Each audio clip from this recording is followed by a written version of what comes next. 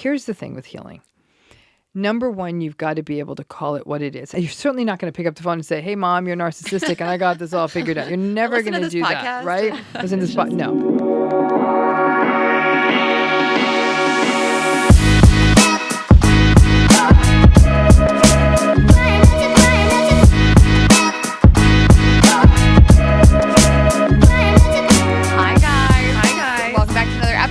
Girls Gotta Eat. Welcome back. Coming to you again from Spotify.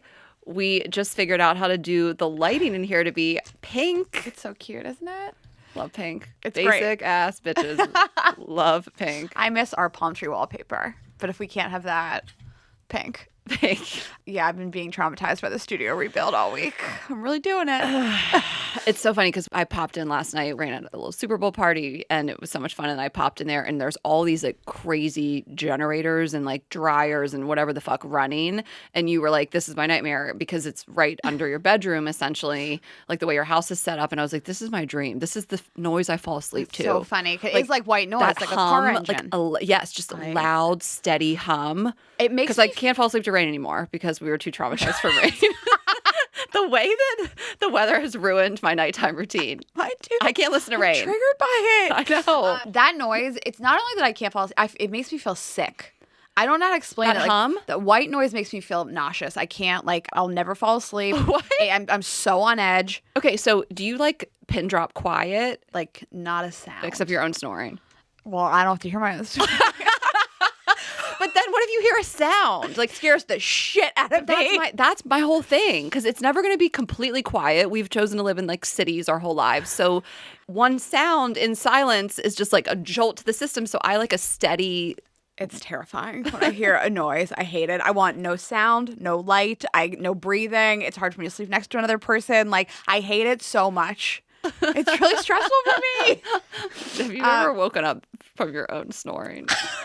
No, but my own fart has woken me up before. Raina, you stop it right now. You have not farted and woke yourself up. Yes, because you like do you're it. 80 years old. You do it, and you're like, "Oh my god, is someone else in bed with me and heard that?" It's a Don't talk to me terrifying feeling. like we all do that. Tessa does too. I think a lot of people, it's like, "Oh my god, if I fart in bed, like." Listen, I don't have like a long-term partner right now, so I'm normally sleeping by myself, so I'm just living free. I can fart when I want, but sometimes I fart and I'm like, oh my god, is somebody around? And it's like terrifying to wake up to it. That's crazy. I mean, listen, don't get it twisted. I fart in bed like every other human on the planet, but I've never farted in my sleep where it woke me up. That's crazy. Good for you. Let it rip. It doesn't happen a lot. It's like once every other year. I'm just saying it could It's every other year. That's the sketch. Raina's like, the last time it happened was 2022. I remember. I forget why you're making it funny. We were talking about like, you can't be around a person for 2 hours and not fart. And I was like, can you? That's crazy. We were talking about our live shows. Like we were like, I can't believe that I do a 2-hour show and don't fart up there. I'm like, you can't go 2 hours without ripping a fart? I think for somebody like me that overproduces. Like overproduces what? I poop a lot. Like, you're gassy. So I guess I'm gassy. People that are constipated can't relate, you know? Okay, let's talk through a few partners and we'll get into it. Thanks to Base for supporting Girls Gotta Eat. Now we don't have to choose between beautiful pieces and functional luggage. Base luggage makes travel a breeze. Get 15% off your first purchase at basetravel.com/GGE. Yes, and thanks to ZocDoc for supporting Girls Gotta Eat. ZocDoc is the only free app that lets you find and book doctors who are patient-reviewed, take your insurance, and are available when you need them, and treat almost every condition under the sun. Go to ZocDoc.com/GGE and download the ZocDoc app to sign up for free and book a top-rated doctor. You know what? I'm just going to give a rec while we're here. A therapist rec. Oh. Yeah. A therapist rec. And we have a wonderful therapist today. We have Dr. Ramani back. And I've been wanting to talk about a friend of mine who had cancer, and she went through 2 full rounds of chemo, and she is essentially cancer-free. I think we did mention that on the podcast, and that was like such an emotional moment for her to get that diagnosis and for her to tell us. On your birthday. On my birthday, yeah, she did. And then she really went through it. She went through those first 3 months, and then they had her still do more, and she just kept such a positive outlook the whole time. And I went and sat with her through one of them, but she is a therapist, and we were just chatting, and she's been so wonderful to me, and just, conversations. You've had so many like car rides with her. She's like therapized you, and if that's a word. And so I just wanted to spread the word about her. Her name is Louisa Gleichman, and she is available as a therapist. So if you're looking for a therapist, she specializes in art therapy, but that can be incorporated however. It's not that you need to go in there and start painting or whatever. And she's a traditional therapist as well. And she's just been so helpful to me. I think of this one moment where I was sitting in the room with her as she's going through chemo, and she had told me, they give everybody a little bit of Benadryl essentially because of a potential allergy, and it makes you drowsy. And she's like, my vision might get a little blurred. I might be a little drowsy. And she just was clear the whole time, giving me like therapy. She was like, tell me what's going on in your life, whatever. And I was like telling her some things, and she just helped me through it. And I'm like, this bitch is over here sitting in chemo, telling me she's going to be all fucked up, just giving me the best, most clear advice, So it was really helpful to me, and I just wanted to spread the word. And so I told people, like, how can they reach out to you? And you can find her on Psychology Today or contact her Union Square Practice. So if you're in New York, of course, which she may do virtual, but she's a therapist in New York, and unionsquarepractice.com. And again, her name is Louisa Gleichman. And I wanted to plug her here on the podcast. She never stopped working when she was going through all this. And she just had such an amazing outlook, and I feel like all her doctors were so impressed with her and the way she like handled the whole thing, and she's on the other side of it. And if you're in New York and looking for a therapist, I'd love you guys to meet her and see her and experience her. She's our therapist. I mean, she's tremendously empathetic. She asks so many questions. This was long before she ever went to school for this. I'm laughing thinking about people going to therapy with her and being like, just listen, what's actually really like?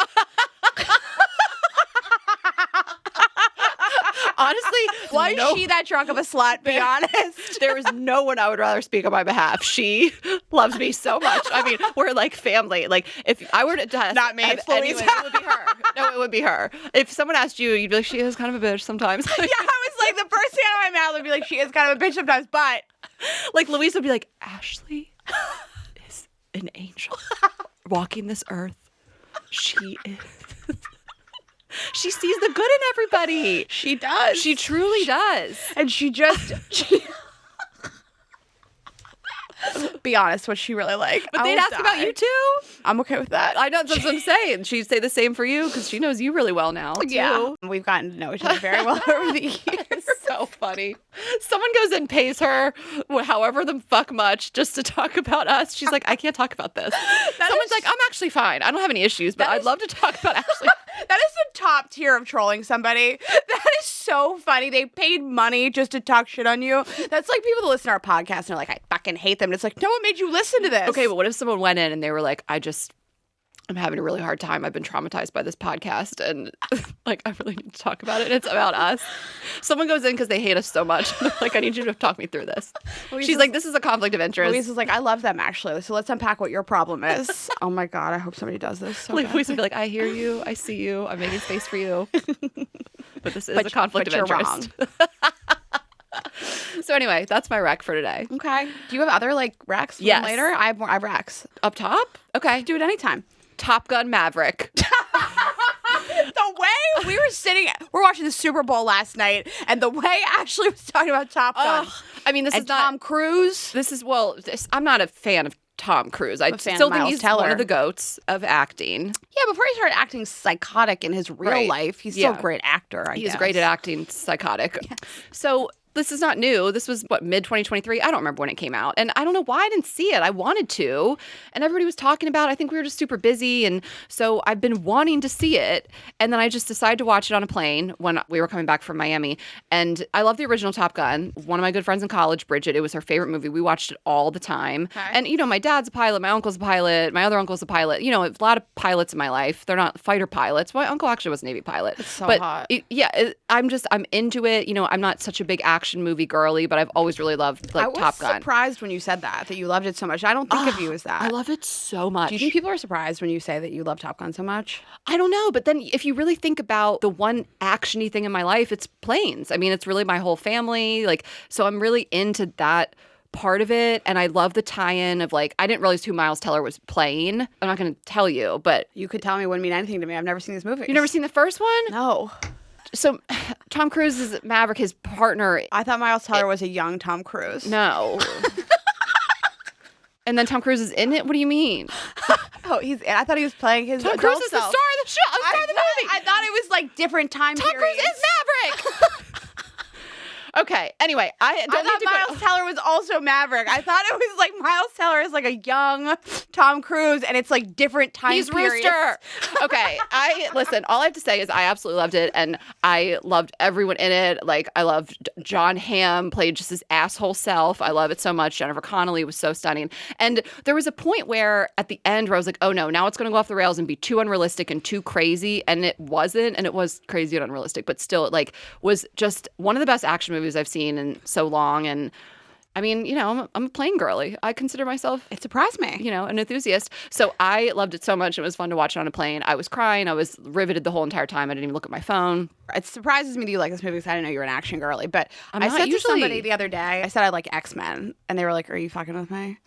Like, I don't think people expect it. I've seen every X-Men movie. I'm obsessed But with just it. because of your ex? No. Or outside of him? So I actually don't love X-Men. Marvel. I was like, what is she talking about? It took me a second to process Well, that. you had to go to all those Marvel movies with Yeah, your ex. yeah, Which I I would never. You're a better woman than me. Okay, I don't even know this. I don't think X-Men is Marvel. It's not the Marvel universe. It is? Yeah. Okay.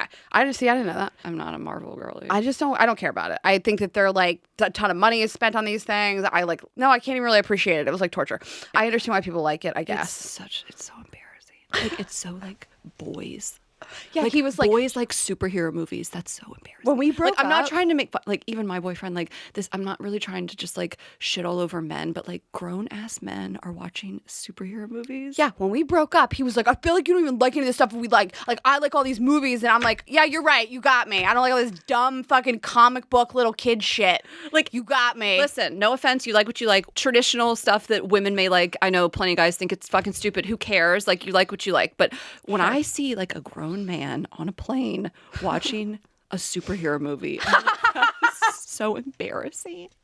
What if it was like Black Widow? What if it was like Scarlett Johansson? I don't know what you're superhero saying. movie? What is that? It was one of the Marvel movies he dragged me to. It was like torture. So Sparkle Eyes made me watch Deadpool, or he made me like start it. It's like his favorite, which I appreciate that because Ryan Reynolds is in, he's funny and whatever.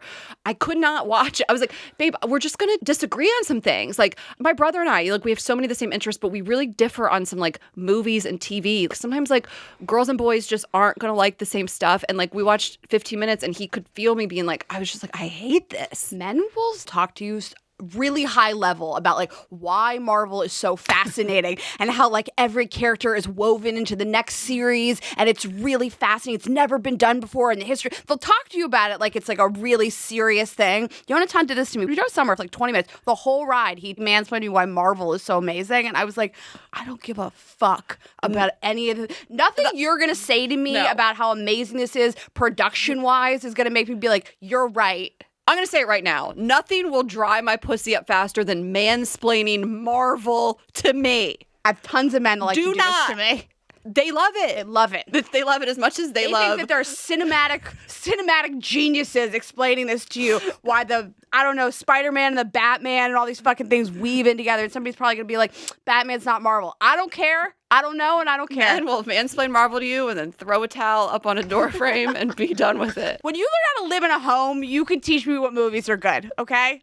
This is going to make so many men upset. I don't care. Okay, so I will say, I think there are these vast differences sometimes between some of the stuff that like a man might like and a woman might like and whatever. But the one thing I will tie it back in because the show that Sparkle Eyes and I both loved and I just finished it is Mr. and Mrs. Smith on Amazon. And it's Donald Glover and Maya Erskine, who I love Donald Glover. Maya Erskine was in Pen 15. She was so funny. So I didn't see the movie. So I don't know. I think it is a little bit different, but I'm obsessed with it. And they play these spies. They actually are put together by like the company they work for. They're meeting for the first time as they're already like married technically. Yeah. And then they go on all these missions. It's only 6 episodes. Every episode's about an hour. And I'm just obsessed with it. I really am on the edge of my seat, but also like laughing. There's these moments where I just feel like they're not even acting. They're just riffing. And there's a few parts I've like laughed hard. And I just love the show. It takes place in New York and I love both them as actors. And it's an easy watch and it's fun. So that's one thing that he and I are like coming together on where we're like watching it and like discussing it. And that's fun. He surprises me with what he likes because he loves normal people so much. And that really shocked me. That we We love it. He has that like, emotional side of him, but he loves normal people. And then Curb is back. So Curb Your Enthusiasm, we love. It's back for the final season. And I was deep diving on old seasons. Like it is the best show. If you consider yourself a person with a sense of humor that appreciates sarcasm, like, and I laugh out that loud. area of comedy, like not like, you know, slapsticky, whatever, like Larry David, of course, like, and you haven't binged like old episodes. I mean, you have 12 seasons. What a treat. I feel like I'm struggling to find stuff that I really like on TV. Love is Blind starting. Yeah, Love is Blind. We had a big month coming up because What's happening? Summer House, Oh, thank God. Love is Blind, Life and Beth. I loved that. I That can't was wait. Amy I'm Schumer. so excited. Yeah, and there was like one other thing. About February was like in my head is like a lot of stuff's gonna be coming back out. I'm liking New Vanderpump. Part of me doesn't care, and part of me is listening to all their podcasts unpacking what is happening on Vanderpump. I'm like, are you really doing this right now, bitch? Okay, here's my recs. Right now, Feud, Capote versus the Swans on FX. I'm loving it. I think there's about 3 episodes out. It's about Truman Capote and these women who were like New York society women that he had incredibly close relationships with, and then basically wrote about them in either the New York Times, New York Post or something under pseudonyms, but they were all really, really high society, married to all these like really powerful rich men. Ryan Murphy made the show. It's fantastic. I'm 2 episodes in. Love it. And then I just wanted to plug 2 other things because last week we talked about Everything I Know About Love with Dolly Alderton, and somebody recommended a book and it reminded me. So I want to recommend 2 books if you guys like that book. These sort of like coming of age, women choosing different paths type of books. So What I Was Doing While You Were Breeding is a fantastic book by Kristen Newman. She basically talks about all of her friends around her getting married, having kids, and she's not, as the title implies. And then the other book, I feel like it doesn't get as much love, and it's one of my favorite books of all time. It's called Straight Up and Dirty. It's by Stephanie Klein. What? And I don't know this. It's phenomenal. And she's like in her 20s, and she works either like marketing PR in New York City, and she's this husband, and it should be like this perfect relationship, and it's really terrible. Okay. And she gets pregnant and finds out he's having an affair. So it's a fantastic book. These are all like memoirs of women sort of choosing different paths in their 20s and 30s. So those are my recs for books that I love. I love that. I'll have to pick that up. I just went and bought Dolly Alderton's new book, Good What's it Material, I believe. I like walked up to my little bookstore and bought it, and then I got you guys this little keychains. You that I just want to gave see you. these little boob keychains. I So know. my whole keychain ring is sponsored by Girls Gotta Eat Now. Tessa got us the photo of us on stage with the stripper. In Me Dallas. And Yeah, in she made it Dallas. into a keychain. And you got me the boob keychain. And I'm going to watch One Day on Netflix. Everyone is talking about it. My mom texted me movie? the same day that Sparkle Eyes said to watch this, and people are saying that they like cannot not binge it. Yeah. That's on my list. And then Beyonce going country. I cannot stop listening to Texas Hold'em. It is like my favorite song I've heard in so long. So Beyonce basically announced at the Super Bowl, like via a commercial with Verizon that I heard she got $30 million for, that she is doing a country album, which I like feel like I knew that was coming. Like she did House. The hat she wore to the Grammys. Right. But like, what is right. this? Her whole vibe. But also like Renaissance, the first one had a little country flair to it, the horse and all that shit. So it's like, I just feel like Beyonce really is out here. Like, I'm going to dominate every genre. Watch me. Like, watch Beyonce win a CMA. Watch her win a CMA. This song, I'm just like, take me out country line dancing and on a mechanical bull. I love it so much. I haven't listened to it. I have to get in the car and listen. I've had it on repeat. She released 2 tracks, and this will be Renaissance, the second album. And then I'm like, what's the fucking third? What you gonna do? Rock? Heavy metal? I'll die. I'll actually cancel my love for listen, Beyonce. I really love country music. I'm crazy about I went to college in Indiana. I grew up in the Midwest.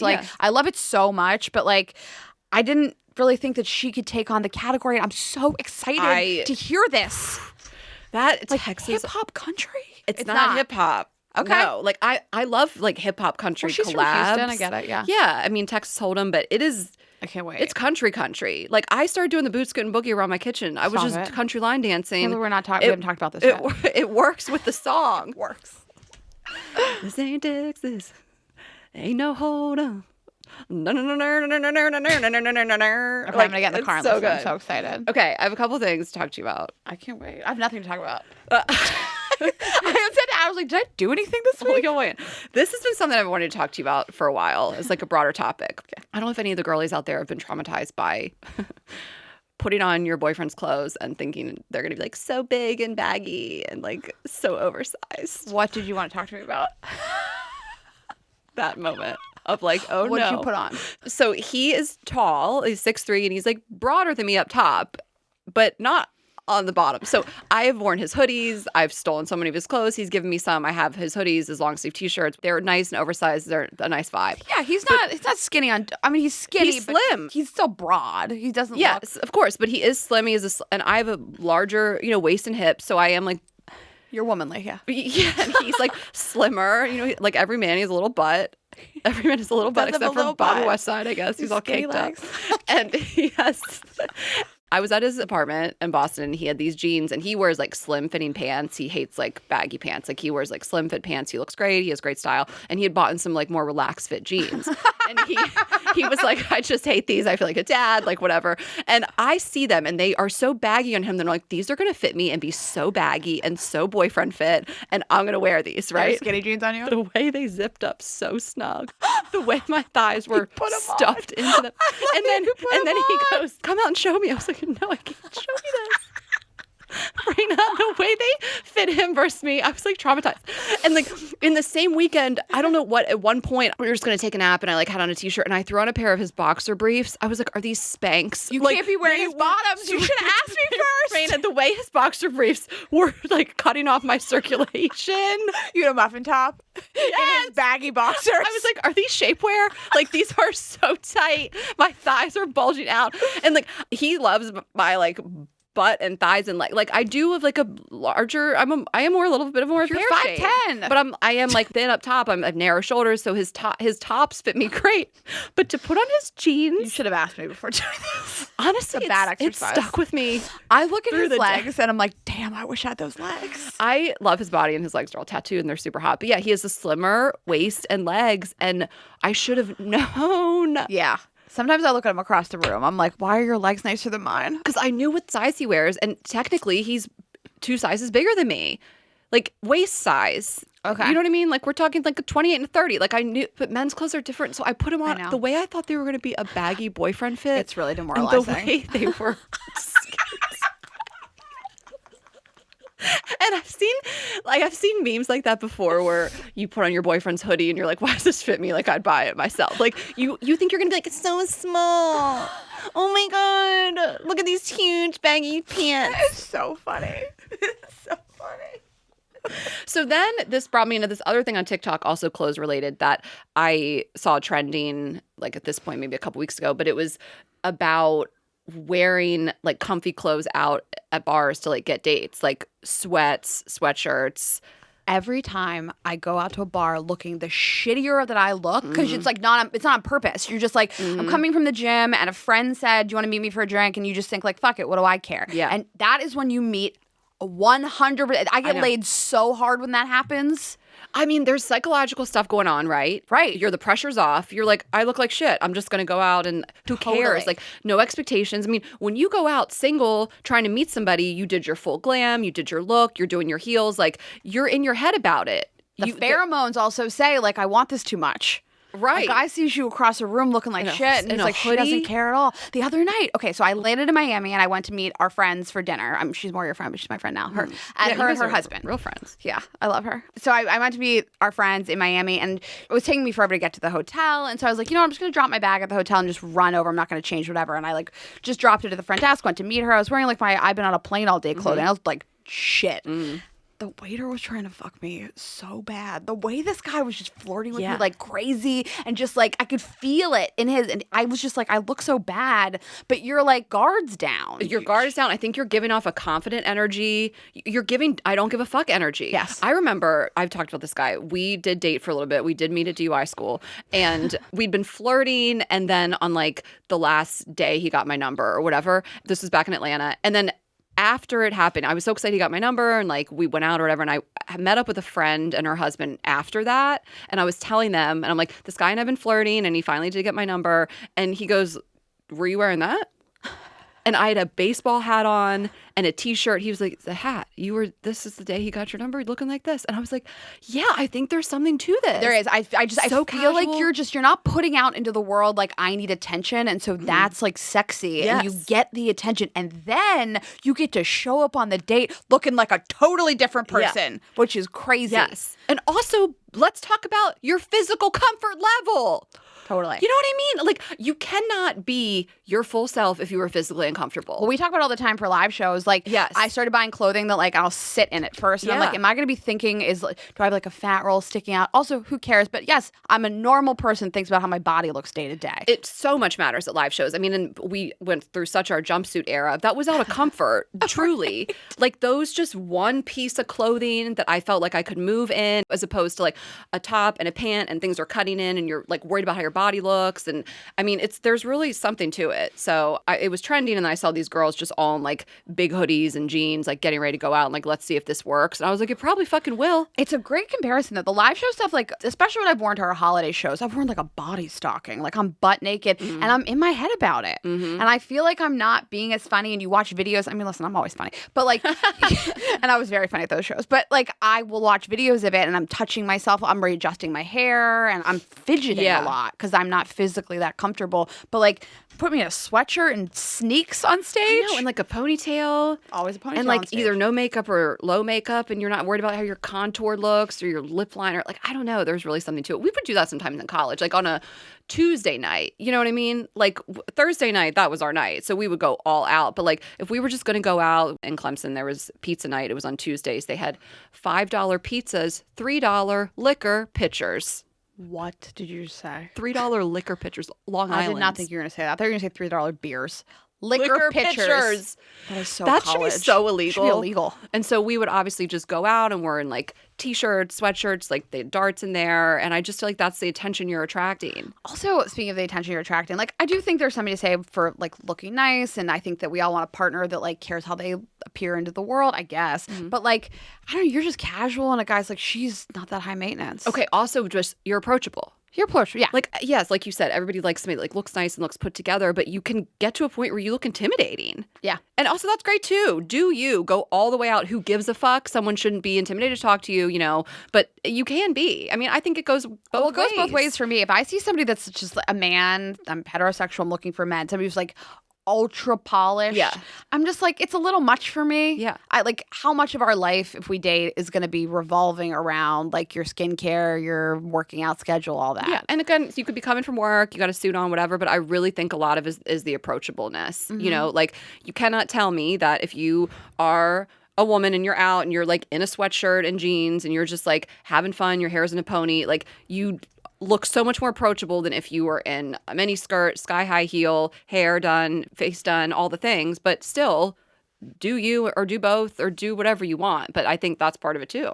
Best days of my life in New York were just, like, I'm just looking like shit. I I think it's know. funny to, like, show up at, like, a really nice restaurant or bar just looking like shit. I know. Like, It's I remember fun. one night Rob had a party and we were all out, and I think it was, like, basketball was on. So, you know, I went over there in leggings, and then we all just decided to go out. I was like, damn, it feels so good to be out in leggings and sneakers. I danced all night. That sounds so fun. And you're on the dance floor in sneakers. You're like, I'm going all the way off. Somebody will step on me if I go to a dance floor in sneakers. Like, you're at least a normal size. People can't see me. I'm a normal size. Yeah, I'm, like, not towering over everybody. So, and the other thing, I said I was going to share this prom dress story. I promise I am. I really want all the assets. I'm having my mom, like, find the article. Like, it's about an article in the school newspaper. So I just want to have you guys. I'm teasing it way too much. People are like, if that does not live up to expectations. But I just am going to tell it next week. Promise It's next a solo week. episode next week.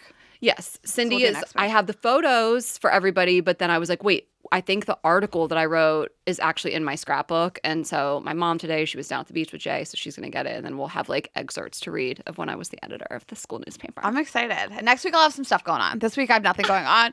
I had some dates that were a little traumatizing, and so I just need to take a little break. But maybe next week I'll talk about my trauma. This whole episode's about my trauma, so we'll talk about other trauma next week. But I put a little pause in dating for a minute because of a narcissist that I wanted to date with. And so, yeah. And the studio flooded. We've been dealing with that. Yeah, that's been a lot for me. And the car engines that are in the studio drying it out. But we're really excited. So we decided to keep it in my house instead of pivoting. And so we're going to rebuild. And I'm excited. We're going to build that better. We will rebuild. Yeah. Did you ever see those memes? And it would be like, this would happen sometimes in Atlanta. Like, this huge storm was expected, and, you know, everyone's like, hunker down and stock up on bread and milk. And Well, then in it would Atlanta, be, yeah. it would be like a breeze. Actually, sometimes bad shit Atlanta, would happen, like snowpocalypse. That was bad, but, like, and then nothing would really happen. And then that meme would be like this, like, plastic patio chair that fell over on, like, a half inch of snow, and it would said, "We will rebuild." I just like would love that meme. Yeah, we're gonna rebuild. It was a little worse than a patio chair in the studio for us. Oh no, it's totally gutted. It's crazy. It's The a whole sight ceiling. to see. It's crazy. This whole ceiling and all the walls, everything totally gutted. But I think we needed that. It was falling apart from the inside. We didn't know. It took this thing to realize that it really needs to be redone. It's not on your dime. Great part about renting. It really is. And really, I can't recommend renter's insurance enough. Yeah. I cannot our business managers who help us with stuff like this, they were like, do you happen to have receipts for anything? And I was like, do I? I had every single receipt. I had every single video, photo. And we're lucky we bought all this stuff in the last 3 to 4 years, so they're easy to recall the receipts. Yeah. But I submitted a receipt for everything, and we submitted an insurance claim, and we're going to build it back. Yeah, I mean, life hack, renter's insurance. You can't. I didn't know about but it. you in New York, when I lived in that like trap house of an apartment, I don't think anyone forced me to get it, but you can't rent here like certain places. I mean, at the price point at least that we're renting without it. Like, I might be moving. I'll give you guys a full update next week. I just want to get this lease signed. It's in my inbox, but I'll tell you everything next week. But I think I need a $1 million renter's insurance to get the place. I needed it. I had to have it to sign my policy. So if they are sign not my- requiring you to, just get it. It's like a couple $100 a year. It was or less. It's not expensive. One of my girlfriends said to me, like, how did you even think to get it? And I was like, I didn't. Our business managers told us that you have to with the leases that we're on. And thank God, because like the way I was able to submit a claim for all the stuff that had water on all over it, like I was like panicked that our equipment got ruined. And I was like, oh, I'm just going to submit a claim. Yeah. And so like, what a gift to renter's insurance. That's my rec this week. Also pet insurance, but we'll talk about that at a different time. Yeah. Okay. All right. I am going to tell you guys about ZocDoc. We can't recommend this enough. This is how I found like so many of my doctors. I gave an update recently on my knee, which is fine now, but I had some issues with it. But I went to Hannon Orthopedics and I found him on ZocDoc searching by my insurance, Dr. Hannon, and he was wonderful. And I found other doctors that way as well. And I think like the best thing is the way that you can search, by whatever type of doctor you're looking for or whatever you want treated. Also your zip code, like within like 2 miles, 5 miles, 10 miles, whatever it may be. And of course your insurance and when they're available, because you really can get appointments sometimes like next day, which is so great. And we love that. ZocDoc is a free app and website where you can search and compare highly rated in-network doctors near you and instantly book appointments with them online. So once you find the doctor you want, you can book them immediately. There's no more waiting. We've said this before, calling a doctor's office. What is that? It's always a bad experience. They're never nice. It makes you rage. I'm like, I've been hung up on, not connected. Like, you got to call this other number. What? I'm just like, have I never used a phone before? Why am I bad at this? All these doctors have verified reviews. We love reviews. So you can see what other people are saying about them from actual real patients. Again, you can filter specifically for ones who are in network, located near you, and treat basically any condition you're searching for. Also, when I had that cyst in my butt crack, this is where I found that doctor who tried to treat me twice. And I'm watching some old stand-up clips so I can post. And like, I saw this clip. Like, I feel like I'm going to post it because I'm like, I have a boyfriend now. What do I care like about my butt crack cyst? If you know, you know. We were in LA when that happened. It started in New York and then it traveled to LA. It was bicoastal. It's a bicoastal cyst. The typical wait time to see your doctor is between just 24 and 72 hours. That's it. You can even score some same-day appointments. So you never know. You can get lucky if you really got to get in there, which is great. Like sometimes something's wrong. You got to go. You can't be out here cyst in your butt crack and I'll treat it in a week. You know me, though. I'll be like, maybe it's just being alive. Don't operate like that. You guys can go to ZocDoc.com/GGE and download the ZocDoc app for free. Then find and book a top-rated doctor today. That is ZocDoc.com/GGE, ZocDoc.com/GGE. And Ashley and I just got back from a trip in Miami, which was not great. But the best part of the trip for me was the luggage. I have base everything. I have their check-in bag, their 29-inch check-in bag. I have their weekender bag. I just feel so like chic in the airport. And it makes like getting through the airport so easy. It makes packing so easy. I love everything that they've done. And as you can tell, we love Base Pieces and we have an offer for you. Go to basetravel.com/GGE for 15% off your first purchase. I mean, Ashley and I just travel so much and Base has really like thought of everything. They have 360-degree gliding wheels. Sometimes you get those ones that say they are and then they're all janky and you can't move them. I've never had like that a broken experience. cart at the grocery store. Yeah, you're like, this is so embarrassing. Yeah. My favorite thing is the cushioned handle. There's a cushion on the handle. Are you So hearing nice. me? It's luxury for your hand. There's a built-in weight indicator, washable bags for your dirty clothes. They say dirt bag, which I love. And I always like my tip was always like dirty clothing bags in your luggage. They just provide them. Well, so I have the Weekender, of course. I posted this recently because this past trip, I got so many compliments and inquiries about it, like a normal amount. People always ask about it. And then the Weekender, the main one, the bigger one, has this like zipper compartment on the bottom for shoes or whatever. But like towards the end of a trip, I do put dirty clothes in there. And I don't even need a bag, just raw dog in the bottom compartment. Totally. And I will just say one thing. I did get a few DMs about the Weekender versus the mini Weekender. Both great. But if I can fit the Weekender under the seat in front of me, and you can, if it's stuffed to the brim, probably not, but I put a decent amount of stuff in there and I can get it under the seat in front of me on most flights. So anyway, I just wanted to say that bag is a game changer. It's unbelievable. I've not traveled without it in so long. And I like all the colors they do, and you can like match it. Like you can do like the same color Weekender with your luggage. So we bought Tessa the Atlas pink, and she wanted a suitcase, and the Weekender, so we got her the Atlas pink. I love the olive color they have. I just have like traditional black. I didn't even say this. What happened? I can say it now, but I sent Sparkle Eyes a suitcase for Valentine's Day. Oh, you did? Yeah. I didn't know that. Because he's traveling so much. Because he's traveling so much, nice. and he has like a big duffel, and I'm like, that's not good for your back, you know? so like, sweet. and he doesn't have that perfect size of like the carry-on. So I sent him. That's his color? gift. I just got the black with the Nice. tan. No, I have the black one with the tan handle. With the tan That's what I handle. love. Yeah. Oh, that's so Okay, sweet. anyway. All right, well, you guys check it out. It's perfect for a gift, or if you travel a lot, gift it to yourself. Right now, Base is offering our listeners 15% off your first purchase by visiting basetravel.com/GGE. That's BEIS travel.com/GGE. And if you guys are newer here, our website is all of our partners, all the codes, all the past episodes, everything that you'll need is at girlsgottaeat.com. Okay, let's get into it. Yes. Okay, guys, we are very excited to welcome back our guest today. She is a speaker, writer, a licensed clinical psychologist who has dedicated her career to, among other things, researching the impacts of narcissism on human relationships. She is the author of Don't You Know Who I Am? And Should I Stay or Should I Go? Surviving a Relationship with a Narcissist. Her work has been featured at South by Southwest, TEDx, Red Table Talk, and The Today Show, to name a few. Her newest book, It's Not You, Identifying and Healing from Narcissistic People, is out tomorrow. Please welcome back to the show, Dr. Ramani Durvasula. Thank you so much for having me. We're so glad to have you and meet you in person. Thank you. Yeah. That's we're the virtual part. before. It's better. Yes, we were. It's in better. person. It's better. Yeah. It's really exciting for us to have you in person. I met you in the bathroom. I was like so awkward. Well, we're obviously talking about narcissism today, and we had you on before. We don't want to be too repetitive, but we'll recover a few things. But just a little background on you again and why this is your specialty. And it's really so wonderful that it is. I mean, you chose a lane and you're like, this is what That's I'm what going I'm to do. doing. Yeah. So, and I'm go-to. still a generalist, but this Of is what I course. do. I am Dr. Ramani Durvasula. People know me as Dr. Ramani. I was a psychology professor for 22 years, actually just close to here at Cal State, LA. I am a licensed clinical psychologist, and I've been practicing for a very long time, for decades. And I got into this area of narcissism through so many different multiple pathways. It's so interesting. I think that if you're meant to go somewhere, you look at your life, you're like, okay, every pathway was ultimately going to get me here.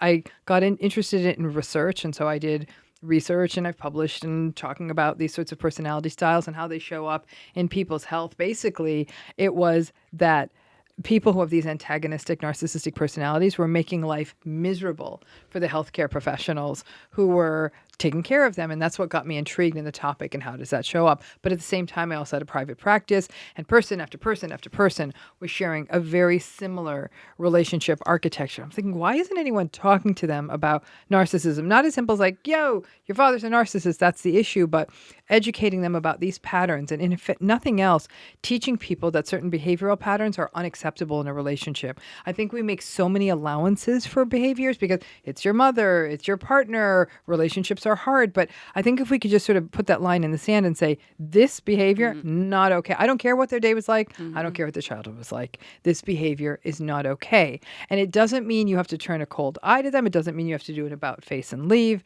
but rather that you need to understand this, because then you understand why you don't feel well, right? It's almost like there's a noxious, odorless gas in your house and you can't understand why you keep getting sick. And I'm like, well, this is why you keep getting sick. So let's sort of deal with this, right?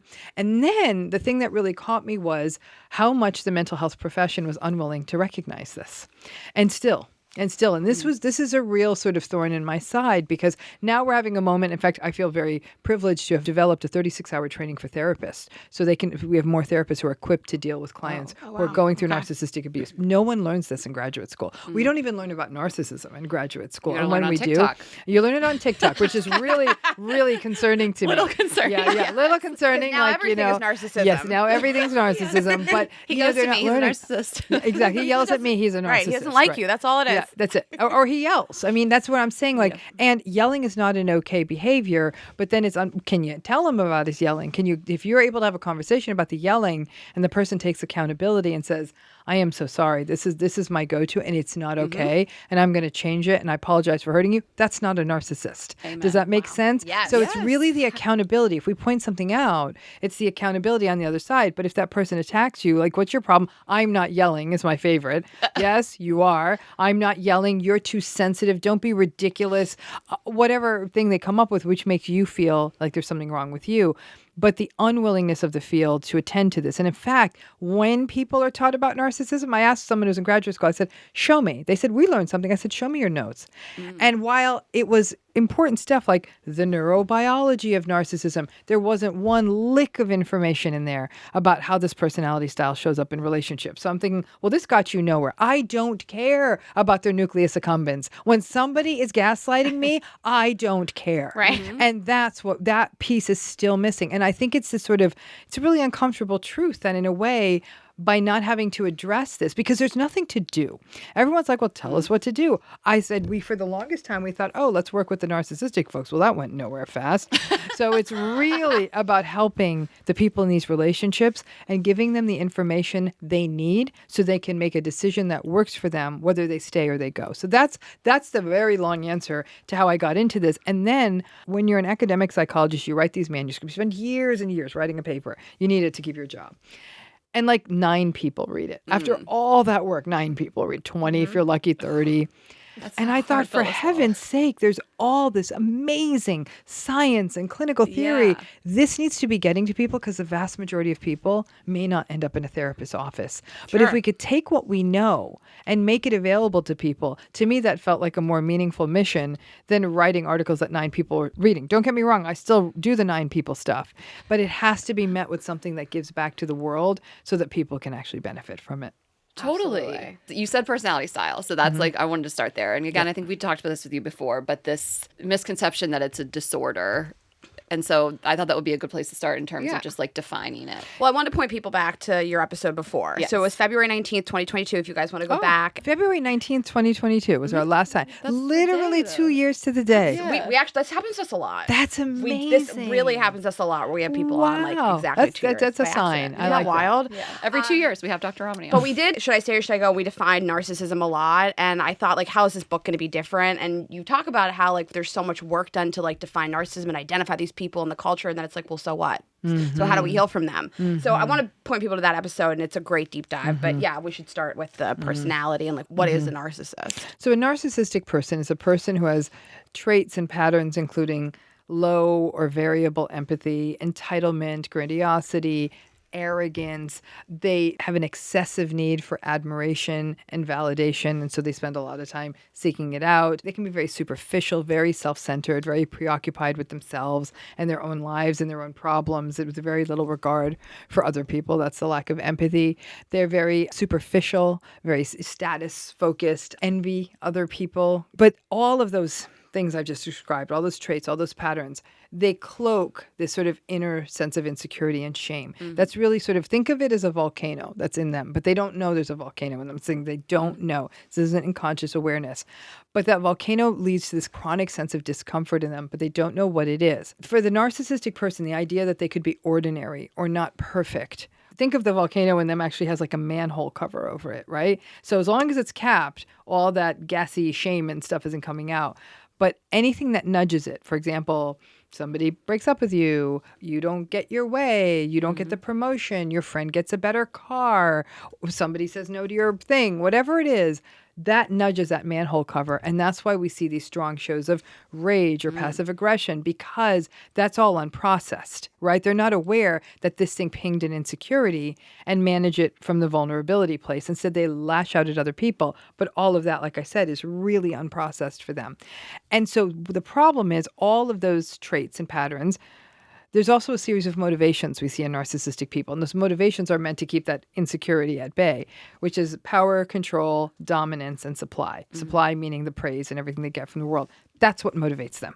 That's it. It's actually almost like what motivates like an animal often is food. This is what motivates them, right? So what do they do to get it? Manipulation, gaslighting, invalidation, minimizing other people, rage, whether it's passive-aggressive rage or in-your-face rage, breadcrumbing, future faking, betrayal, lying, constant criticism. I mean, so that's how the relationship works. But it's still not that simple. They got to get that validation in the first place. They can't walk around gaslighting people the first time they meet them. That's not going to get them a lot of validation. Right. Narcissistic people then have very superficially charming, charismatic. They are very confident. So you meet this person who seems to have it all together, often quite attractive. In fact, in the research, people who are narcissistic at the sort of sample level, the group level, are judged as more attractive in their photos. They do better at dating. They're more likely to be in leadership. They make more money. And so when you take all that together, this is exactly what we were told to value in a partner, value in a friend, value in an employee, all those things. So now let's go to your point. That's narcissism. It's a personality style. You've got a personality, you've got a personality, I've got a personality. That may not be a disorder. Now, narcissism's not the healthiest personality style. It's actually quite rigid and maladaptive. It's not amenable to change. It causes problems in relationships. But because of how our society is set up, it also leads to a lot of success. So it's a little funky place in mental health. Now, for something to be a disorder, the person has to have presented with those patterns in a therapist's office, right? The therapist to have evaluated them and come to that conclusion. There's a lot of reasons that doesn't happen. Number one, narcissistic people often don't go to therapy. When they do, right? Good luck getting them in there. So when they do, it's for optics. It's because someone gave them an ultimatum, or more often than not, it's because something else is going on: addiction, depression, anxiety. These other things are happening. So what does the therapist focus on? The other things. You see what I'm saying? So then the narcissism gets lost because they're like, the primary thing is I'm socially anxious, or I'm irritably depressed, or I'm struggling with alcohol addiction or something like that, right? So that's where the clinician's eyes go to. It could take months before the clinician's like, why are we making zero progress? Okay, it's the irritability of depression. It's the irritability of depression. It's the irritability of depression. 4 months in, they're like, they're on meds, they're this, they're that. This should not still be happening. And that's one of the ways it shows up. Or the therapist is looking for that, which most therapists aren't. So the problem becomes, people think that people who have narcissistic personality disorder are more severely narcissistic than people who don't. It's not true at all. There are people out there who are diagnosed with NPD, and they're probably not as narcissistic as someone who might be in your life, because a person in your life never saw a therapist. That's the difference. So when all these people on TikTok are talking NPD, they don't quite understand how this works. So these kind of people don't really understand. Yeah, you think they haven't had like years of education surrounding it, you know?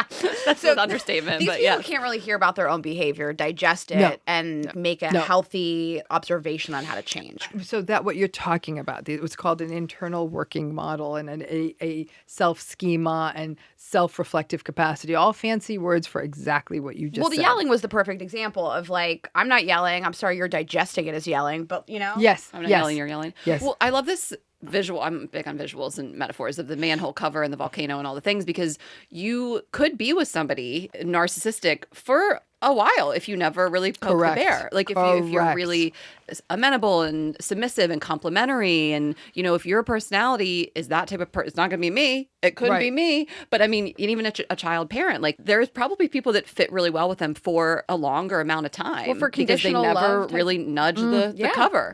But you got to grab this other piece up too, which is narcissistic people, as long as things are going really well for them. Yes. They're the center of attention. They're winning. Like their life's going well, right? And so it's easier to interact with them, right? So you're having a perfectly fine time interacting with them. You're new, right? But over time, you also learn that as long as you go along, you don't speak back. Because even if everything in their life's going well, the first time you contradict them, the first time you give them criticism, the first time you give them feedback that they don't want, the first time you make a need known that they are not able to meet, forget about it. Well, and on a deeper example, you posted, this was on your Instagram recently, of you might stay with somebody just because you've been with them for a long time, you have a lot of stock in the relationship, or you're waiting for them to change, and then something catastrophic happens in your life. You get cancer or whatever it may be, and then it's an inconvenience to them. They are not trying to obviously like take care of you and be there for you. And so it's like, that's such an extreme example, but that to think about, it's like you have to think about the long term of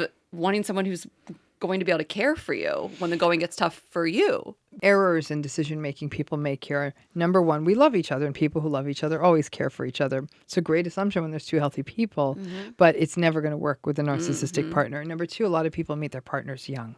Nobody's fast forwarding to 50, 60, 70 when the body starts saying like, yeah, no, it's like a car that you're like, well, do I trade this one in or not? And so it's sort of as health issues come up, or even like you have kids or stuff comes up, family members get sick, older family members need to be cared for. That's also a lot of people, because you meet someone young, you haven't sort of seen what they're capable of in that way as well. But I think a lot of people also think that, okay, this is just day-to-day nonsense. It's just the dishwasher. It's just that, like, sure, they wanted to go out with their friends tonight, and I was just being a little bit difficult or whatever. That's how a person will internalize that. They don't think that that's going to jump the rails. But if something really bad happened to me, I think they think it's going to be a soap opera moment, and this person's going to run to their bedside and love them. And it's not that at all. Sure. They're going to perceive it as an inconvenience to them. But I'll tell you this, and this is what really messes with people's heads when they're in these relationships. Let's say a person gets sick. Someone was recently telling me this, and the person telling me this was in the hospital.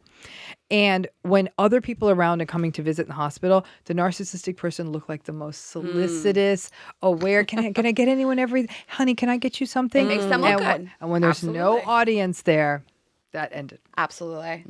So I want to talk about the motivation for writing It's Not You, as I loved why you wrote this book. And something you said the last time you were on the show is, you know, you're not going to fix a narcissist. You have to sort of fix how you relate to the narcissist, because they're not necessarily going to change. And you talked about how, like, that's sort of the path forward, is like, how can I have a different relationship with this person? Because they're probably not going to be different. And I like how you talked about in this book, and I think it's really validating to people about, like, well, let's talk about how to heal. And why don't we talk about it as much? Because we talk a lot about what are narcissists and how do we identify them, but like, then why? I mean, and just to piggyback on that, and then we'll obviously give you the floor, but it's like romantic relationships, you can break up. But If you don't have children together, you can separate. I guess it's not always that easy, but we wanted to talk a little bit more about like family and things like that on this episode today, where it's not so easy. No, but anyway, So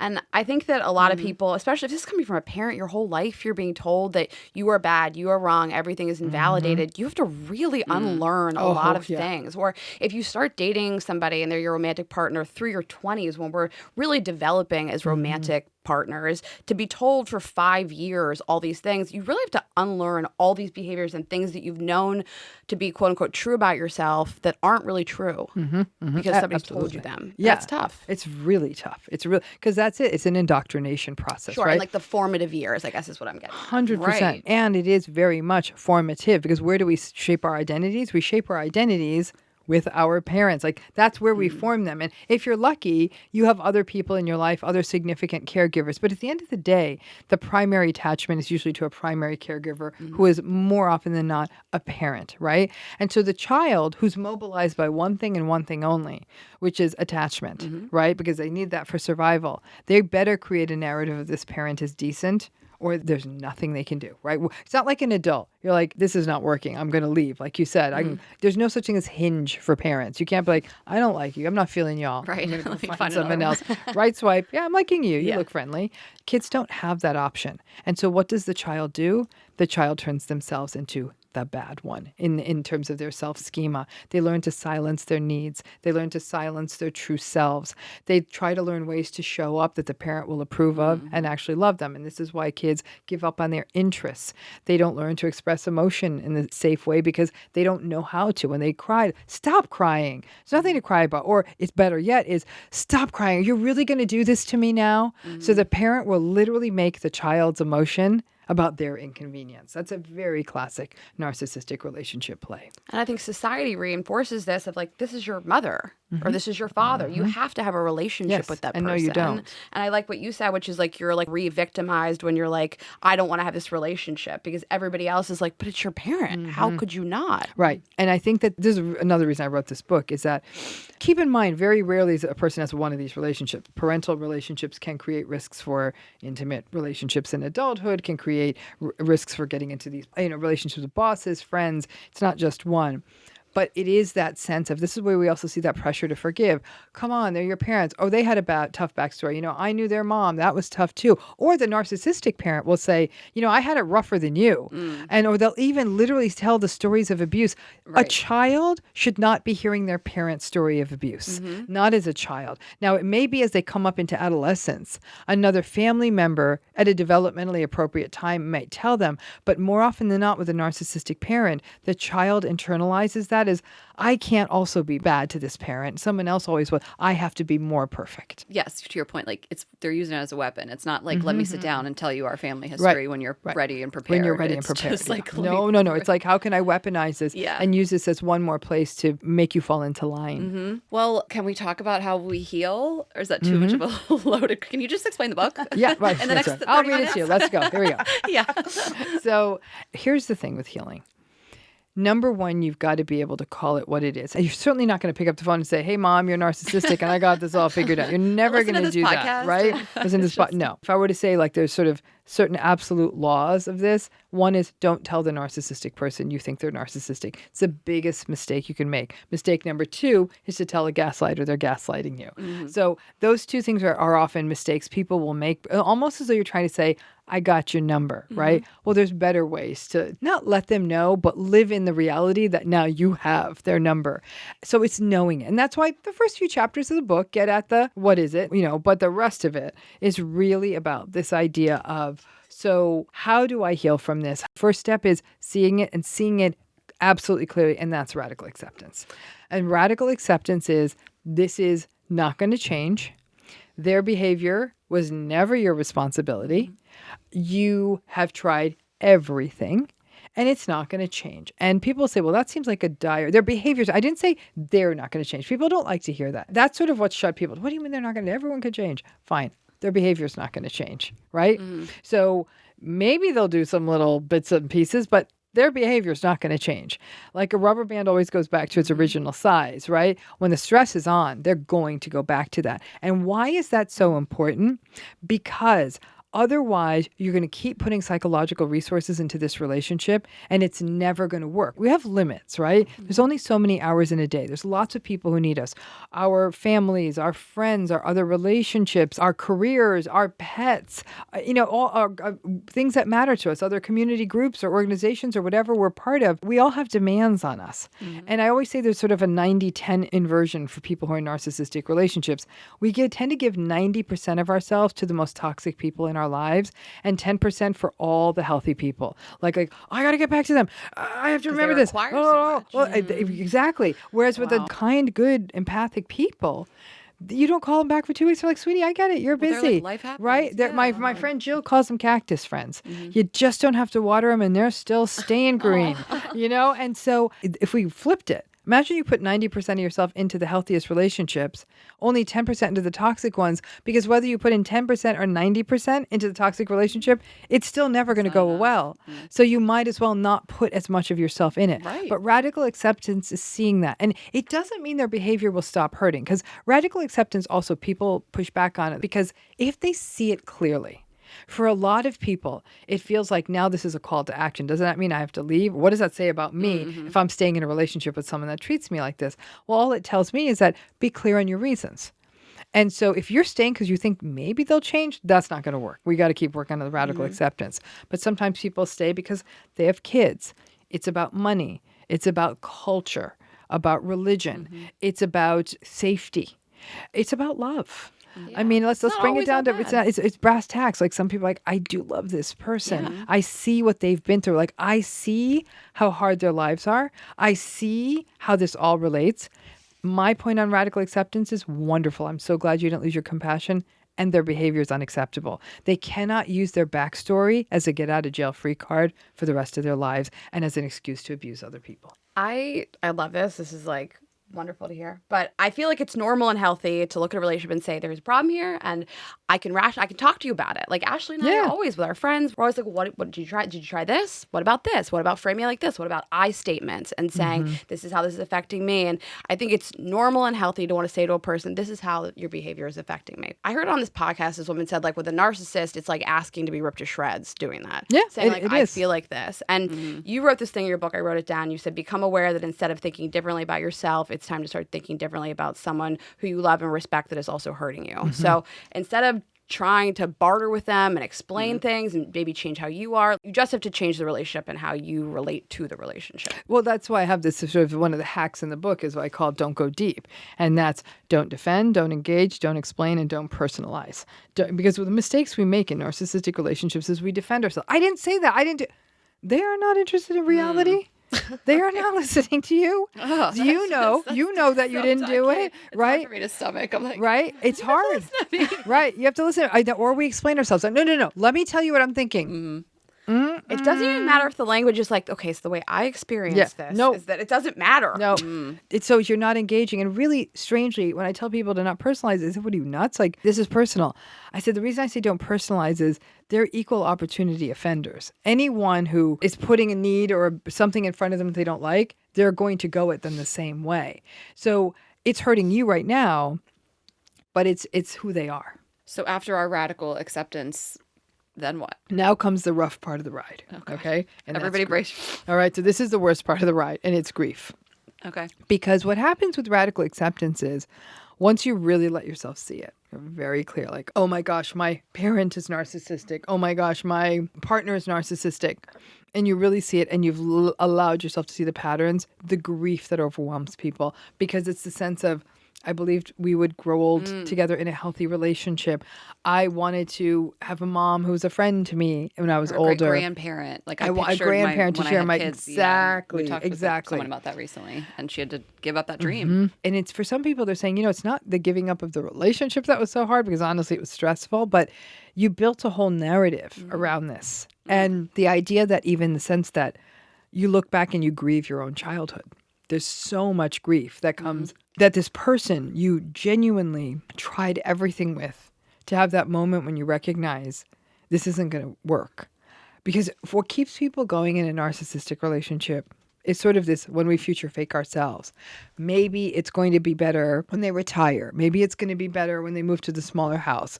Maybe it's going to be better when the kids get a little bit older. Maybe. And that's what keeps you going. The goalposts keep moving, right? Well, then that maybe comes and their behavior doesn't change. And then maybe comes again and their behavior doesn't change.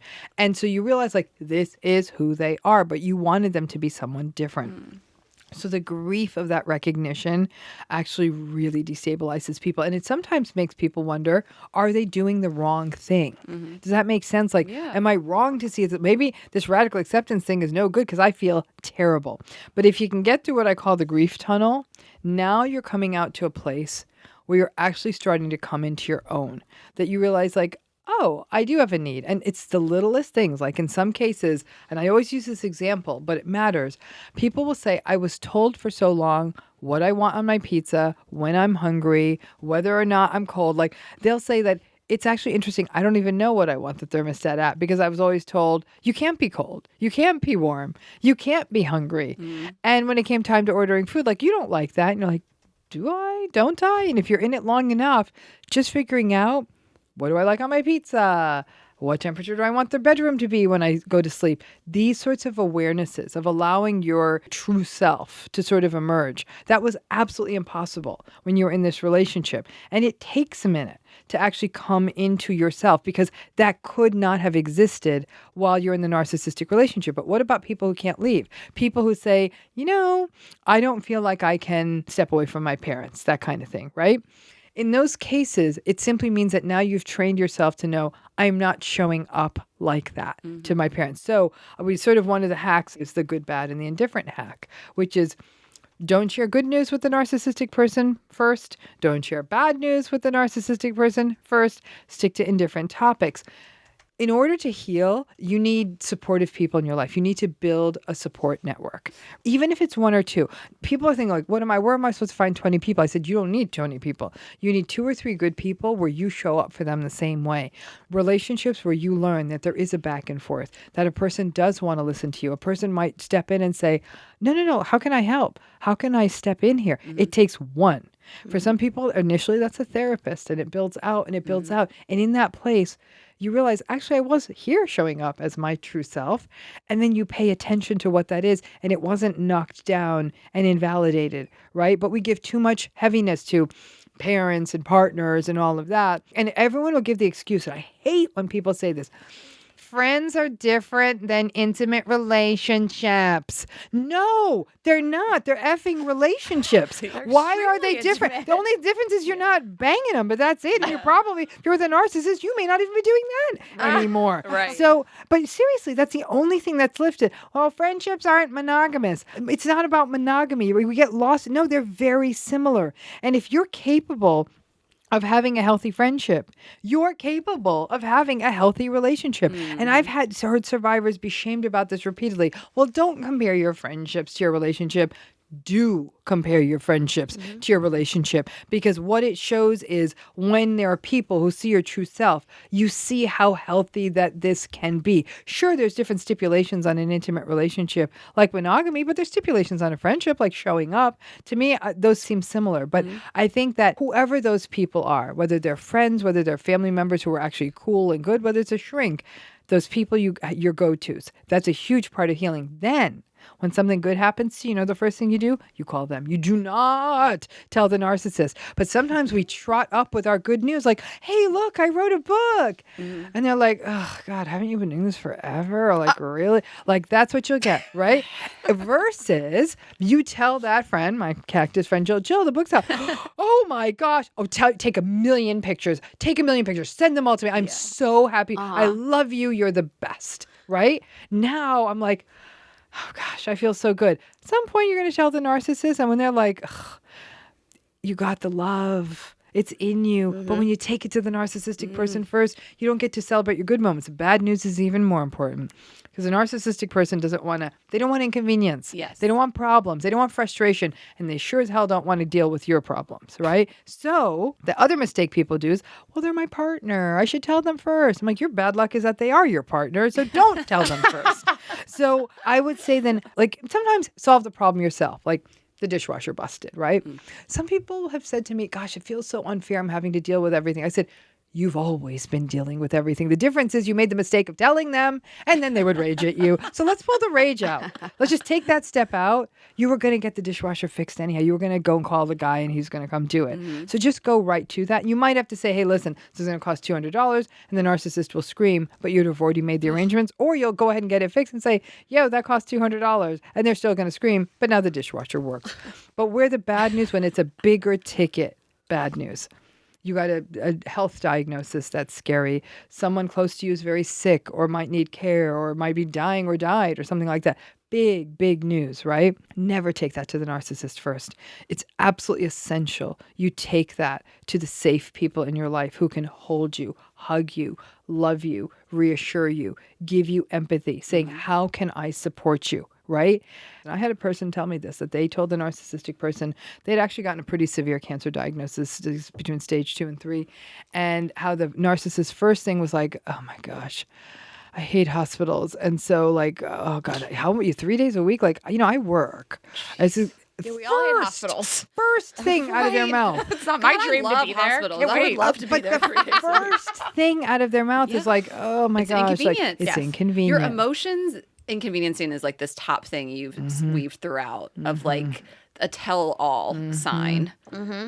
I love that you talk about mourning what could have been. Like, you mourn like everybody around me is best friends with their mom and I'm not. Yeah, and I don't get to have that. And you mourn like everybody around me has this partner that they get to co-parent with and I don't get that. And, maybe we split up and my kids don't have two parents at home. And you really have to like mourn that really deeply. You do. And I think it's a real watershed moment though when you say, okay, this is how it's going to be. So I can pivot now. Like the mourning is so sad, but then you can say to yourself, well, then I'll have relationships with my aunts or my friends' mothers. And those are the people I'll share great stuff with. Yeah. We've been talking about this a lot of like where you get your needs met in terms of the other relationships. And it doesn't have to be the one that everybody else might have or that you dreamed of, So I love talking about this. Even that idea of expressing needs. For a person who had a narcissistic parent, the idea of expressing a need is almost like a vocabulary you never learn. It's like a part of the language it's like you never learn how to say colors. So someone says like, what color is that sign? You're like, I don't know. You don't know how to do it because it was fraught. It would make you be unloved. If you shared a need, it would mean that the parent would get angry or they would withdraw or they would withhold or they would rage at you or they'd call you selfish. Well, nobody wants that, especially a child. So the child learns to not express their needs, right? Or their needs are shamed. So that idea of expressing needs is already a big fraught enough issue for people. For people with narcissistic parents, forget it. And even people who've been in long-term sort of adult, intimate relationships, it really gets challenging there. And so what you get, I'll see this all the time in survivors, like, I am so sorry to ask this. I'm so sorry. You think they're going to ask you to loan them $100,000. And like, then they're like, do you mind if like I park my car in front of your house? I'm like, why are we having this conversation? Right? And it's like this whole thing. But then your heart breaks because you recognize that any ask of any kind, like, oh my gosh, do you mind if I have some of this ice cream? It's in the fridge. It's food. Anyone who comes in the house can eat it. And so there's that tentativeness, that apology for having a need. And it's heartbreaking, right? So can that be rewritten over if a person has healthy relationships? Absolutely. But I still think that there's what we call a vestigial, sort of a leftover part, if you were raised like this, that asking for a need probably never gets fully comfortable for someone who has survived a long-term narcissistic relationship. I think of it as an opportunity, though, and a long-term romantic partnership. Like, you can end that, and then you get to look for something else. And maybe your children can see somebody in a relationship with you that's healthy and better. I mean, it's not great. It's not. None of this is great. But as long as you identify the behavior and at least start to mourn it, we can make different decisions. We can make different decisions, and that there are those opportunities to make those different decisions. And the mourning, again, might happen even if you stay in the relationship. That's my point, is that it's not just about leaving and I'm mourning a relationship, but you're mourning what the relationship could be. You're mourning the model of relationships your kid is seeing. But then you say there are healthier things they can see. They can see how I interact with friends. They can see how I'm doing at work. They can see how I interact with the person in a shop or something like that. They can see that. And you're right. And if the relationship does end and the person does the hard work on themselves after a narcissistic relationship and they go out there and they meet someone else, there's also the possibility of them seeing that new relationship. But the problem is that narcissistic co-parent will still be taking a toll on your child. And there's a lot of grief around that. Yeah. When we talk about these relationships, like, I just want everybody to find someone that is like empathetic and caring. It's crazy to think that like you could be going through a hard time and like you can't share it with your partner. A lot of people in that situation. You know, a lot. Yeah. Anyone in a narcissistic relationship is in that situation. And you can imagine then they look to the world and they see that their friends' partners were at their side all the way through chemo, or that they see other people in the chemo center with partners next to them. So that grief gets reinvigorated, even if you're going through your process of it. There's nothing more painful for some survivors of narcissistic abuse. You said this, for example, having to accept maybe having a different relationship with a family member. People will say, okay, I've radically accepted. Yeah, they're not going to change. And then I went to someone's family party and I saw how loving they were. And they said, and while it was fun to be there, I felt like I got punched in the chest. And they'll say, I went home from that party and I felt an overwhelming sense of grief for days, even though they were at something happy. Yeah, it's hard. It's hard to accept. So there's also a funny thing that happens in narcissistic relationships where people start doing this. They radically accept and they disengage and they stop sharing. They're like, okay, I'm disengaging. I'm not doing this. I'm not going to share. A narcissistic person is not going to let you get away with that. Pick up on that shit. Yeah. Then they're going to say, oh boy, look, so you're not telling me anything anymore? Either they're going to accuse you, if it's an intimate partner, maybe cheating, or they're going to say, oh, what did your therapist teach you that? Is this what your therapist told you? Or they'll tell you withhold. And so you're now on your back foot saying, okay, you can't win. And that, I say, is literally the mantra of these relationships. You cannot win. Even with these hacks. It's not you. And it's not you. But that's the number one. Number two is you can't win, because I think people think that they're, okay, I've learned it all. I've radically accepted. I've gone through the grief. I get how it works. Now I'm going to communicate like this and it's going to be fine. I said, it's never going to be fine if you're communicating with them. You're going to still be hurt if they say things like, oh, you think you're so great. Oh, I get it. Like, you're not going to get into this conversation with me, are you? Oh, well, And so you're still being treated with this sort of mockery and this contempt. It doesn't feel good. There's no version of this where this feels good. What I tell people, though, is what I'm trying to get you to the place of is where you're not surprised.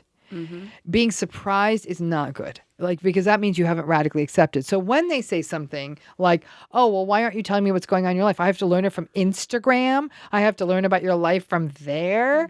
And so then you're hurt by that. You're also befuddled by that. And then sometimes people say, yep, that's where I feel more comfortable sharing it.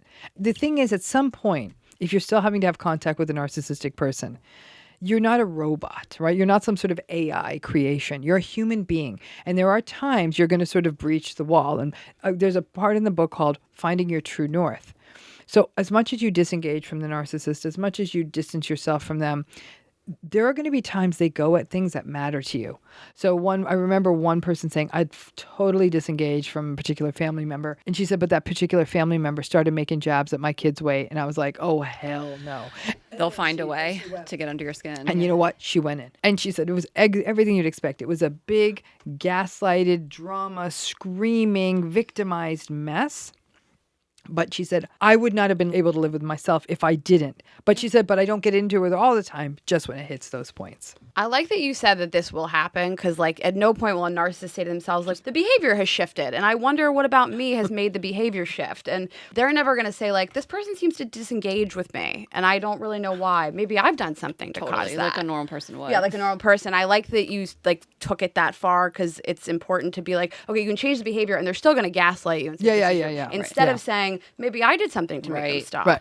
But is there a top level of healed where you were able to engage with this person, not be surprised anymore, and feel sympathy for them because they have to move through the world this way? There is. And you don't. I saw this meme recently that was just when someone attacks me or whatever, even something simple as trolling you on social media, you're like, thank God I'm not like that, and thank God I have people in my life who aren't like that. Correct. And I truly feel, for people who have this and have to move through the world this way, they must be tortured. They're tortured. It's a terror. I can't imagine. I cannot think of a greater cruelty than have to go through life that way, where you can't enjoy every moment of a simple interaction. Because narcissistic people often have this sort of victimized sense that people are out to get them, right? So they're always on edge. They're always looking like, looking for the fight. They're always kind of like this edgy. That's the only word I can use. There's a not settling down. They're not at peace, right? Which is exhausting. Which is interesting because I think you might think like these people move through the world. What a gift to think that nothing is your fault ever.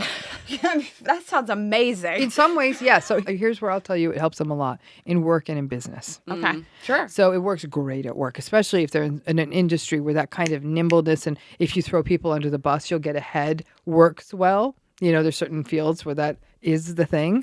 And so because of that, they actually, and this is why we see narcissistic people overrepresented as business heads, because they're often able to make very uncomfortable decisions very quickly without much regard for how it's affecting other people. It certainly makes them look efficient. Yeah. And it could make shareholders real happy. Charming, confident. The stuff you said in the beginning, I was like, this does make a lot of people great at business. And they're able to rationalize like, well, there's no reason someone as smart as me shouldn't be making $10 billion. And you know what? Like minimum, why should I be paying them more than minimum wage? Like they're just doing this. Like they believe it. So they true. believe it. But people like us, healthy enough people like us know they're miserable. We do. On the inside. But before you get to miserable, because you're saying what's this highest level of healing, right? Let's hit this it. highest level of healing is really authenticity, right? You now are giving permission to your true self showing up. However, you have the capacity to know that authentic self almost needs to be a little shrouded from the narcissistic person. They don't get to see your authentic self, but healing means you've gotten to it. Like you know who you are, you know what you're about, you know what you stand for. You do. It doesn't mean there's not going to be dark nights of the soul. Anyone who's gone through this will have those moments. They go to the family event and they literally feel like someone bled them out. And they said, what kind of monster am I that a family was happy and I'm sad right now? To which I want to say that if you were not having that reaction, I would be shocked. And the courage was actually showing up to that event and being happy for your friends. I went to a wedding once and I had some bumpy roads in my life around narcissistic relationships. And this family and this couple, they were just so connected and the family was so connected. And I left it sort of feeling like, ooh, God, more than anything, what would my life have been like if? And I think that's a big driver of the grief and the regret. I think an authentic person can do that, but as you get more and more into your true sense of self, it's in essence, you've been wearing clothes that don't fit when you're in a narcissistic relationship. They're too tight, they're too big.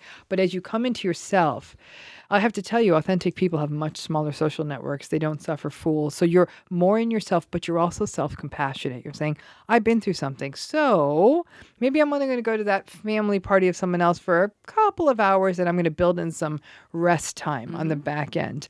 I'm going to figure out what it is I need. I'm going to get it. I'm going to attend to my nervous system, right? So narcissistic relationships build in us this chronic sense of fear, of unsettledness, and we learn to ground ourselves and breathe and sort of bring ourselves back into the present moment. Instead of that kind of like, how can I please this other person?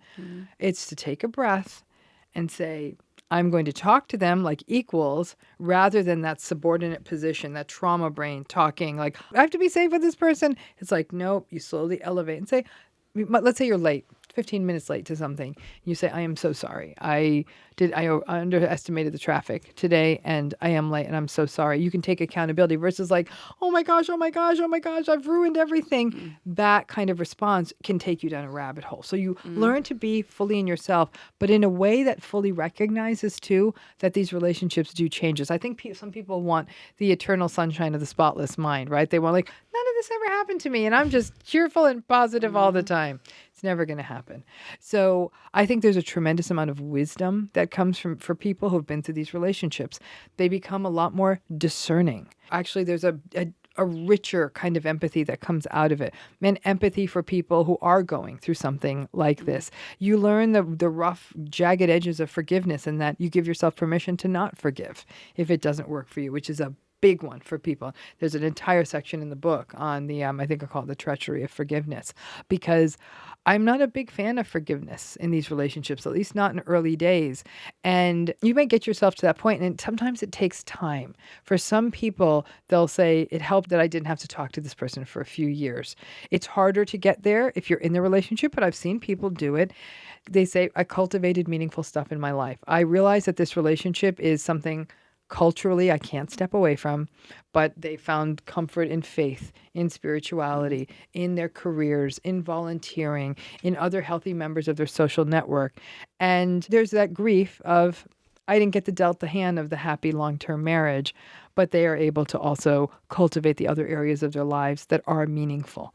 And so that's another place that I see that survivors are able to do that and really create some amazing lives. I've had many therapists come up to me at conferences where I speak, and they said, thanks for this work, because I really listened to it. And now I'm 8 years out of a relationship and I'm thriving and my practice is growing. And so I've seen it. And people have said, I've gone to school to become a therapist. I'm going to learn how to become a divorce coach. I am finally going to finish that degree that my ex told me I was an fool, and so I've seen many lives come back. I had a person tell me that they were told over and over again, you can't make a movie. What are you like? Who do you think you are, Scorsese or something? Now they have a feature debuting. It happens. And I see people fall in love. I mean, all the time. But think about it. If you have a bunch of junk in your house and you can't walk around, you can't really get anything done. Yeah. At some place, you got to clear it all out. And that's what this is. And then some people might get to the point where they can have that conversation civilly with a narcissistic person because they're fully in their own bodies again. They're fully into their own souls and their own minds. They know who they are. And there's some narcissistic people in my life I could not for a variety of reasons let go of. And when I talk to them, I'm very tactical. So they might even ask, hey, what's going on? I'm not going to tell them about this, even though this is all I think about. I will not have them shit on something that is my heart and my soul and my love working on this book and working with this community. No way. They don't get to hear it. And then what I realize is that you screwed up so badly that you didn't get to share this beautiful experience with someone who did something. You don't get to have nice things. Mm-hmm. Exactly. I mean, I think this is one of the most important parts of what you share with them and what you don't. Not setting yourself up to get your heart broken over and over. This is really wonderful. I think a lot of people will find a lot of validation from this. Thank you so much. I think that we're constantly told in society to try harder, understand the other person, dig a little deeper. I think we really value that. It's important. If Ashley was mad at me, I would stop at nothing to understand what I'd done and how I could change. That's what a normal person does. Right. But one of the hardest things to do when we're in a betraying relationship, and when I mean betrayal, I don't just mean somebody who cheats on you or lies to you or steals your money. I also mean it's betrayal if somebody says they love you and they will not hold up their side of the tent. That's betrayal to me, right? Yeah. So what happens though when we love someone who chronically betrays us? It's hard for us. Our minds almost moderately dissociate and don't let us see the accumulation of evidence, because then we'd have to leave and we don't want to do that. That feels too scary too. We want to keep that connection. So we don't pay attention to, you say, I'll go to her and we'll talk and we work it through. We forget that in healthy relationships, we can bring something uncomfortable up and we get to the other side. We find compromise. It works. And that doesn't work in these relationships, but we sort of conveniently forget the number of times that these relationships have been harmful, because if we remembered them all, I don't think we'd be able to get out of bed in the morning. Right. I know. And Raina has a relationship in her life, and it's just we've tried to navigate it so many times of maybe this, and you're just bashing your head against a wall. Right. I think it's a hard pill to swallow, but also really validating that it won't work. It won't work. And it's also about lifting that idea of, instead of making about how about this, is this is it. So this is how I'm going to engage with this, and not be surprised because you know how it's going to go, and build in time on the front end to sort of prepare, get into your body, breathe, ground. And afterwards, do something to release. And it could be a nap, it could be a shower, it could be a workout, it could be watching a funny TV show, but you almost have to reorient. So I always tell people, you got to bookend these interactions with narcissistic folks. Prepare, ground in your body, have the interaction. Now you're wiped out, and do something on the back end to take care of yourself. I call it preparing and releasing in the book, and I think it's a huge way people can heal. That's great. And I think congratulating yourself and giving yourself credit. Like, I wasn't surprised that time. I didn't take the bait. Like, exactly. Yes, I didn't take the bait. Like, appreciating your own growth. I think of these things as truly like training, you know, to get to the other side. So all the small milestones along the way, pat yourself on the back. And those milestones are as small as they feel. Like, I told my best friend the good news about my promotion first. That's a huge win. And those huge wins, especially if you journal or write them down, you're like, I'm getting there. Because in the beginning, it feels like you're making no progress. You're making more progress than you think. Write them down too. Yeah. Okay, so we'd asked our followers on Instagram, narcissist or not. And we don't expect you to just I'll do my diagnose, you know, but you can do It's not a diagnosis, yes, no, it's a or personality. maybe. Yeah, Okay. exactly. Right. Yes, no, or maybe. Of course, you don't have all the context. You don't have the full story. But some of these are just also like light and funny. So I'm just going to go through them all. Raina told me to just take it away. Ashley's in charge of this part. Yeah. Okay. Had a photo of just him as his phone computer background for the 5 years we dated.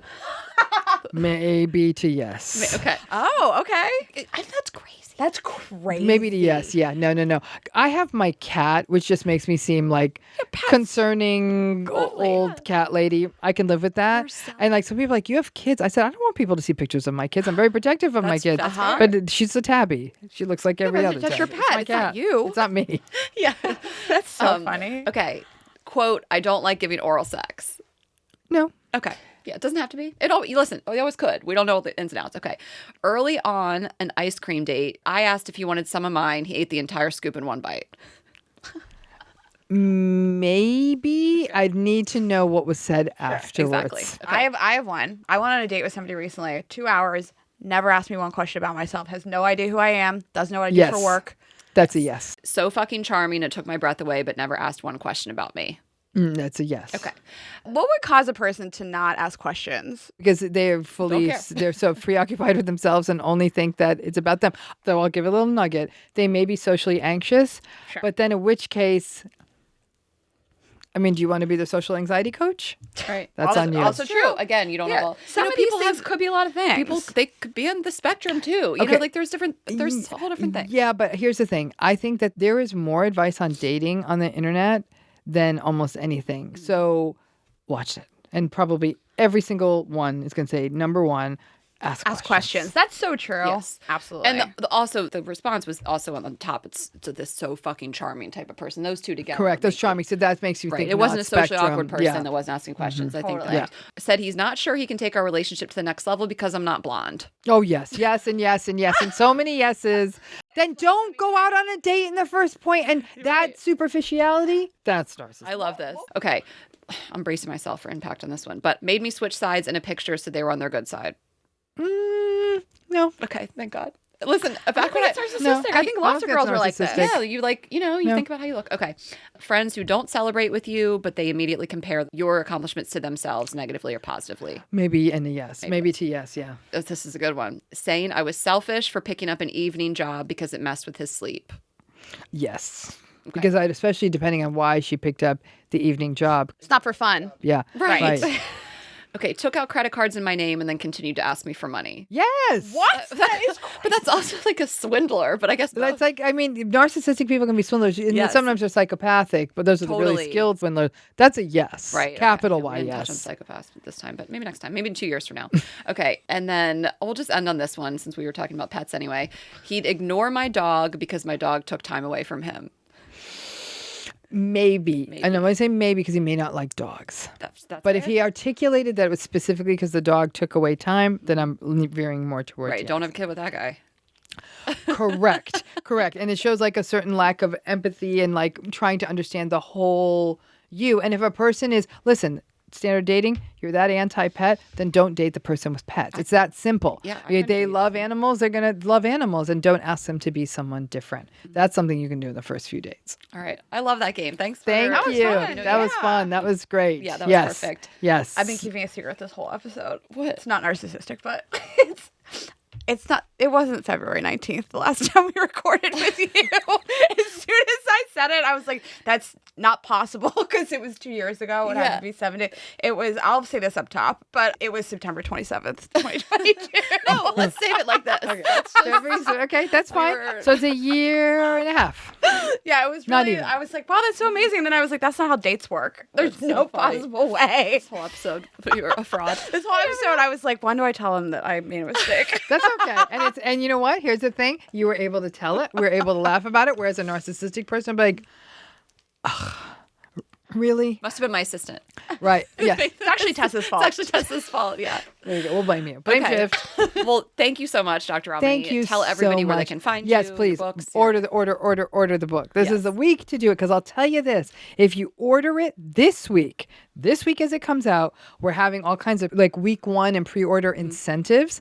So if you go to my Instagram, you go to my website, anywhere we have like a place you can put in the info, we'll get some of those goodies to you. But you got to do if you don't do it by I think the 23rd, no goodies. Like then it's just no buying gifts a book. for you. So no gifts for you. No gifts for you. So order the book, Gretchen Wieners. get the book, talking about it all kinds of places, and also have I have a YouTube channel, post new content every single day. Oh my gosh. I have a healing program for people who are in narcissistic relationships. People want to do a deeper dive, really like with journal prompts and Q&As and all kinds of stuff like that. So that I do have a podcast. It's on hiatus now, but you can go listen to the old episodes, Navigating Narcissism, and go to my website. Everything's there. All the things we're doing and talking about. And I have other books, but get this one first. Okay. And your website is? drramani.com. And then Dr. Ramani on Instagram? Is it just At Dr. Ramani, all At Dr. socials. Ramani. Yeah. Yes. I mean, people are listening and they're like, I want more. And you have so much more. So much. Yeah. Okay, This is great. great. And you guys know where to find us. Of course, girlsgottaeat.com. We are Girls Gotta Eat podcast on Instagram and TikTok. I am Ash Hess. Raina is Raina.Greenberg. And of course, our other company, Vibes Only. Vibesonly.com. Vibes Only on Instagram. Subscribe on YouTube. Share this episode with a friend. And we'll see you next week. Have a good week, guys. Bye.